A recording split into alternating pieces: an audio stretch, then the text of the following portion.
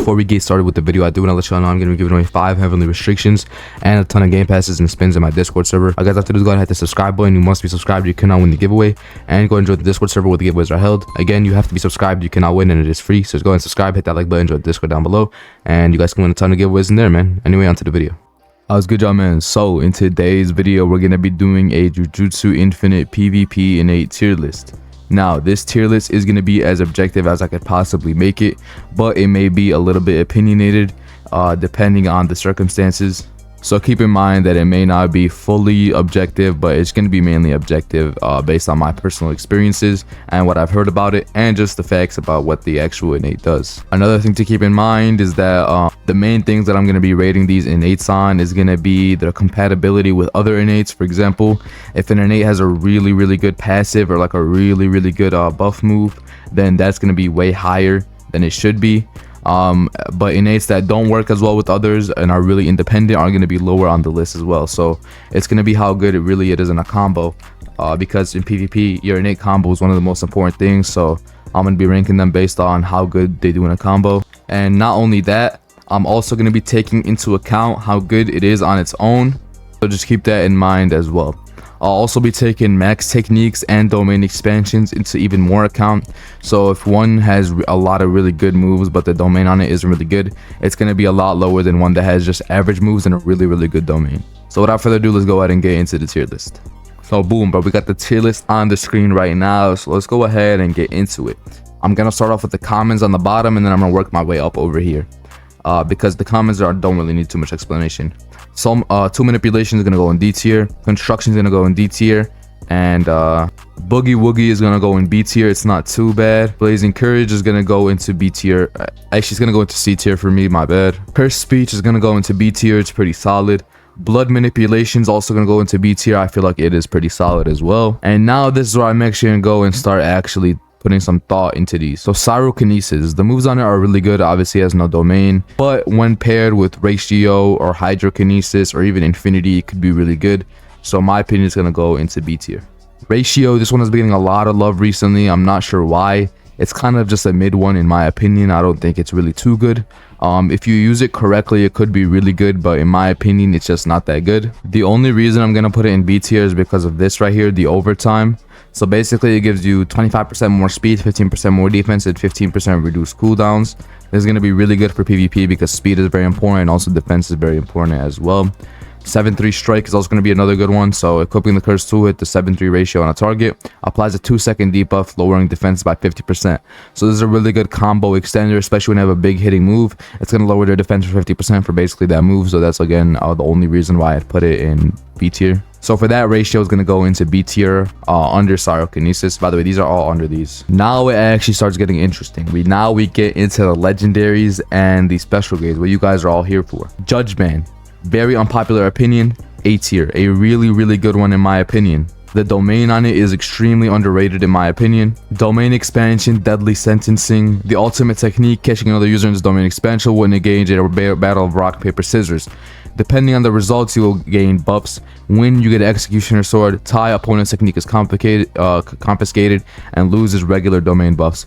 So the worst thing you're getting is regular domain buffs, and the best thing you're getting is an executioner sword. So this is going to be a really good domain, especially in PvP. It's going to be because the bots, they usually beat you in this, but when you're versing a regular player, then it's going to be extremely good, man. So I'd actually recommend this domain for PvP, and for that reason, it's going to go into the A tier. Hydrokinesis, again, in my opinion, it is a really good one, but it's just not too good for PvP. Really good one for PvE though, so for that it's going to go to the top of the B tier. This is a PvP tier list, but still it's actually not too bad for PvP. Volcano, no explanation needed, B tier. It could even go to C tier, I'm not gonna lie. A lot of the moves on it are just too stationary for it to actually be viable in PvP. But for now I'll put it in B tier just because it has Molten Palm. Molten Chamber isn't too bad, especially if you like want to heal up or you want to sit in a certain area for a while. So yeah, it could be usable, so we'll put it in the B tier. Now we got the special grades, man. So 6 special grades in total, and these most of these are really good for PvP. Let's start off with Gambler Fever, A tier. This one is really good. The domain on it is probably one of the best in the game, and in my opinion it's all around just a really good one. Soul Manipulation, again, this one could be really good, but in my opinion I just don't know how to use it probably. And from what I've heard, it's probably the worst special grade in the game. I do think the domain expansion on it is alright, but I don't think it's better than like even Judgment. Domain expansion, self-embodiment of perfection, the ultimate technique. Catching another user within this domain expansion will allow you to attack them with soul touch with highly increased range.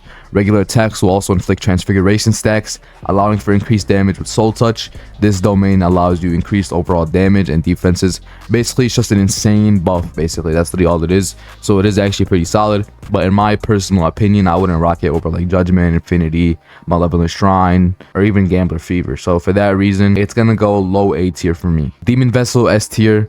The best domain expansion in the game besides maybe Infinity and maybe Curse Queen. Really good domain expansion on this one. The moves on are also extremely good. Really good max technique. Everything about it is just really good, and if you want to be a top PvPer, this is an essential one, which is what makes it S tier. Dismantle is literally almost the best starting moveset in the entire game. Cleave is really good. Flame Arrow is not too good, I'm not gonna lie. But the maximum technique, the Hain Awakening, is insane, and the domain expansion is out of this world. Probably the best domain expansion in the game, as I said before. So for that, it's gonna be in the S tier. Curse Queen, again, S tier. Jacob's Ladder, probably the best individual move that's not a domain expansion in the entire game. Ghastly Fist, probably the second best, or maybe even the best starting move in the entire game as well. And overall, it's just a really good special grade in my opinion, and the domain expansion on it is solid as well. No further explanation needed for Curse Queen. Star Rage, this one in my opinion is also pretty good. I'm not gonna lie to you guys. It is gonna go A tier for me because I do have this set to a minimum of 3, but it is gonna go at the top of the A tier. This should damn near be an S tier if I wasn't petty, but I am petty and I'm not putting more than 3 in the S tier. So yeah, it's gonna be probably, it's an S tier really, but I'm just gonna put an A because I'm petty. Really good domain expansion, really good moves. This is also an essential if you want to be an elite PvPer. And lastly, Infinity, this is gonna go in the S tier.